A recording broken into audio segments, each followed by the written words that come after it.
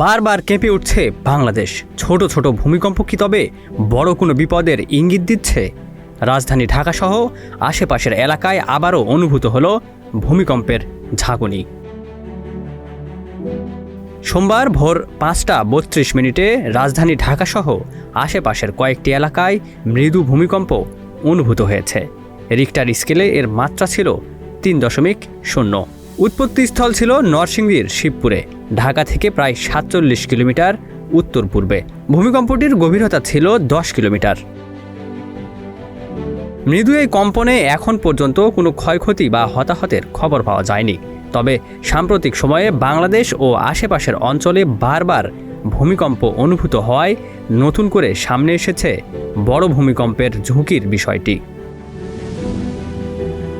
বিশেষজ্ঞদের মতে ঘন ঘন ছোট ভূমিকম্প অবশ্যই বড় ভূমিকম্প আসার সরাসরি পূর্বাভাস নয়, তবে এগুলো ভূ অভ্যন্তরের চাপ পরিবর্তনের সঙ্গে সম্পর্কিত হতে পারে। একই সঙ্গে বাংলাদেশের অবস্থান ও আশেপাশের সক্রিয় ভূকম্পন অঞ্চল বড় ভূমিকম্পের ঝুঁকি বাড়িয়ে দেয়।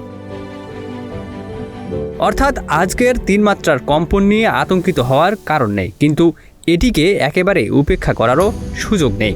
কারণ বড় ভূমিকম্প কখন, কোথায় এবং কত মাত্রায় আঘাত হানবে তা নির্ভুলভাবে আগ থেকে বলা সম্ভব নয়।